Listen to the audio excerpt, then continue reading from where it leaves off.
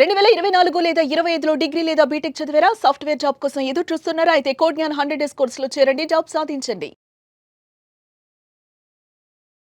నమస్తే, welcome to Suman TV. నేను మీ anchor సిరి. Right మనతో పాటు ఉన్నారు హైకోర్టు అడ్వకేట్ అలగిరి రవీంద్రనాథ్ గారు. మీరు కనుక ఒకటే ఇంట్లో 12 సంవత్సరాల పాటు ఉంటూ ఎలాంటి డిస్టర్బెన్స్ లేకుండా ఓనర్తో కనుక ఉంటే ఆ ఇల్లు మీద రైట్ మీకు ఉంటుంది. సో దానికి సంబంధించిన వార్తలు అయితే ప్రజెంట్ వైరల్ అవుతుంది అని చెప్పొచ్చు. మరి ఇందులో ఎంతవరకు నిజముంది? నిజంగానే ఆ ఇల్లు మీద రైట్ ఉంటుందా? సో దీని గురించి మనము అలగిరి రవీంద్రనాథ్ గారిని అడిగి తెలుసుకునే ప్రయత్నం చేద్దాం. నమస్కారం సార్. నమస్తే అండి శ్రీ గారు. మరి 12 సంవత్సరాల పాటు ఎవరైతే ఒకటే ఇంట్లో ఉంటూ ఓనర్తో ఎలాంటి డిస్టర్బెన్స్ లేకుండా కనుక ఉంటే ఆ ఇల్లు మీద వాళ్ళకి రైట్ అనేది ఉంటుందా? సో దీనికి సంబంధించిన అప్డేట్స్ ఏంటి సార్? అవునండి శ్రీ గారు, 12 ఇయర్స్ యాక్ట్ అని మనకు ఒక చట్టం ఉంది. దీన్ని చాలామంది రెగ్యులర్ వర్డ్స్లో 12 ఇయర్స్ యాక్ట్ అని వాడతారు. దీన్ని యాక్చువల్గా అంటే ఏంటంటే దీని అడ్వర్స్ పొసెషన్ అని ఒక యాక్ట్ ఉంది. 1963 లిమిటేషన్ యాక్ట్లో సెక్షన్ 27లో దీనికి సంబంధించిన వివరాలన్నీ కూడా ఉన్నాయి. అంటే ఒక ప్రాపర్టీ మీద కంటిన్యూగా వితౌట్ ఎనీ అంటే ఆ యాక్చువల్ సైట్ యొక్క ఓనర్ యొక్క ఎటువంటి ఇంటర్ఫరెన్స్ లేకుండా కంటిన్యూగా సైట్లో కానీ 12 ఇయర్స్ పాటు అదే ప్రాపర్టీలో ఉంటే ఆ ప్రాపర్టీ ఎవరైతే ఉన్నారో అతని యొక్క సొంతం అవుతుంది. ఇది యొక్క రూల్. దీని అడ్వర్స్ పొసెషన్ యాక్ట్ అని దీన్ని చెప్తారు. నేను ఎక్స్ప్లెయిన్ చేస్తాను. ఎలా అంటే ఉదాహరణకి ఒక ప్రాపర్టీ ఓనరు 2010లో ఆయన ప్రాపర్టీ కొన్నాడు.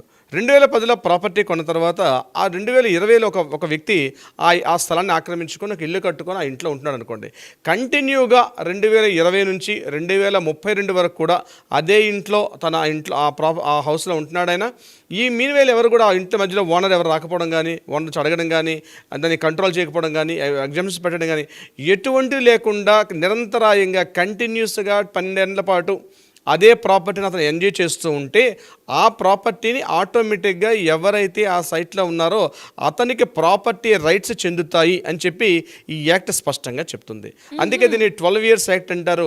అడ్వర్స్ పొసెషన్ అని దీన్ని స్పష్టంగా చెప్తారు. అంటే ఒక ప్రాపర్టీని కంటిన్యూస్గా ఉండాలి 12 ఇయర్స్ పాటు. మధ్యలో ఓనర్ ఏదైనా అంటే కోర్టులో ఇష్యూస్ కానీ లేకపోతే మరొకటి ఎటువంటి గొడవలు పెట్టకూడదు, అంటే ఆ ప్రాపర్టీకి రాకూడదు. ఇలాంటి కేసు నాకు రీసెంట్గా ఒక ప్రాపర్టీ వచ్చింది. ఒక ఆయన ఏం చేస్తారంటే విజయవాడ నేషనల్ హైవే రోడ్లో పంతంగి టోల్ గేట్లో తనకున్నటువంటి 4 ఎకరాల పొలంలో 1 ఎకరం పొలాన్ని తను వేరే వాళ్ళకి అమ్మేశాడు. ఇన్ ద ఇయర్ ఆఫ్ 2000లో అమ్మేశాడు. ఆ ప్రాపర్టీ 2000లో ఇల్లు అమ్మేశాడు. రిజిస్ట్రేషన్ కూడా అయిపోయింది. కానీ ఆ ప్రాపర్టీని కొనుక్కున్న వ్యక్తులు మరలా ఈ ప్రాపర్టీలోకి రాలేదు. కానీ ఈ పక్కన ఈయనకున్న 4 ఎకరాల్లో 1 ఎకరం అమ్మేస్తే మిగిలిన 3 ఎకరాలు ఉంది. ఈ 3 ఎకరాలు తను సాగు చేసుకుంటూ ఉన్నాడు. ఆ 1 ఎకరం పొలం మాత్రం పక్కన వదిలేశాడు. అలాగా 2000 నుంచి 2010, 2020 ఎవరైతే కొనుక్కున్న వ్యక్తులు ఎవరు రాకపోతే ఇతను ఏం చేశాడు, ఆ ప్రాపర్టీలో చిన్న షెడ్ వేసాడు. ముందుగా ఎవరైనా వస్తారేమని చెప్పి. ఎందుకంటే అతనిదే ఈ ప్రాపర్టీ, ఇతనే అమ్మాడు ఈ ప్రాపర్టీ. అమ్మిన వ్యక్తి ఈయననే, కానీ కొనుక్కున్న వ్యక్తి ఈ ప్రాపర్టీలో కంటిన్యూగా రాకుండా అతను ఉండిపోయాడు అక్కడ.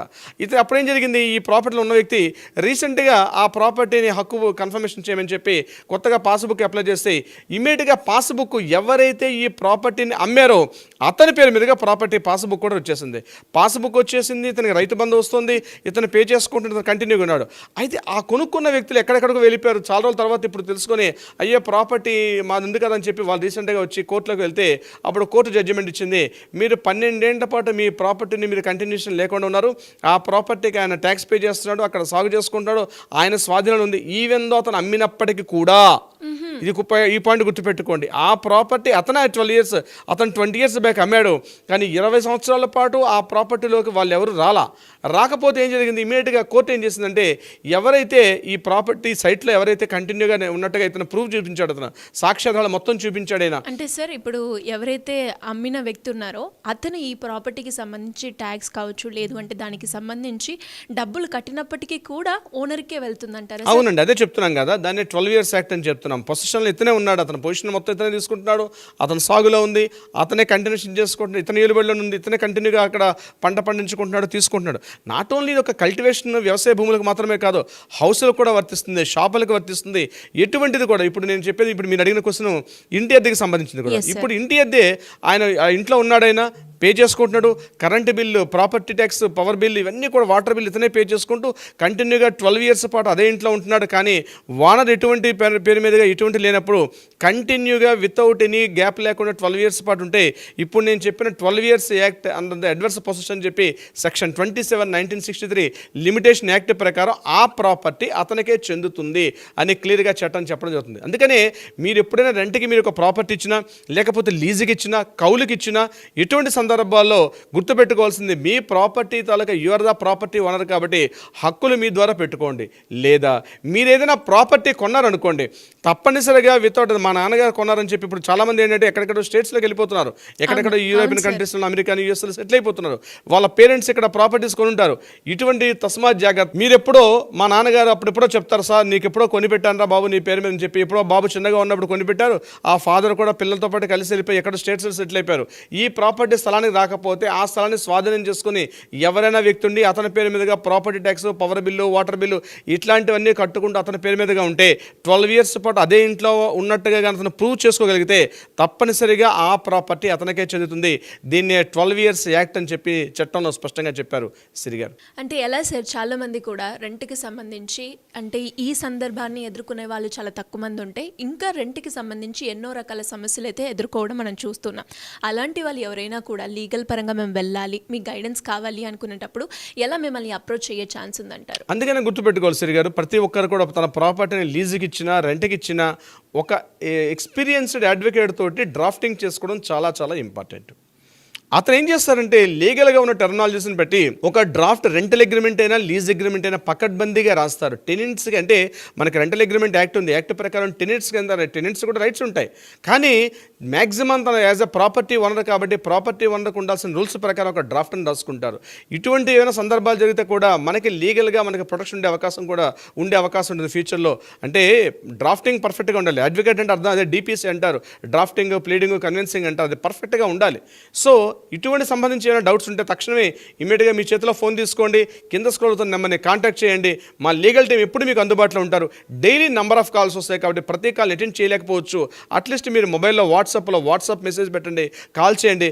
బట్ అపాయింట్మెంట్ తీసుకోవడం చాలా ఇంపార్టెంట్. అపాయింట్మెంట్ తీసుకొని మీరు డైరెక్ట్గా వచ్చి కలవండి.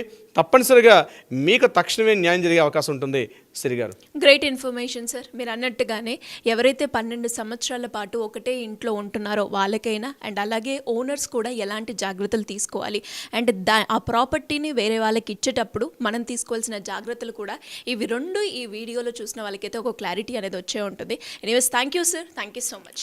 Thank you so much Siri గారు.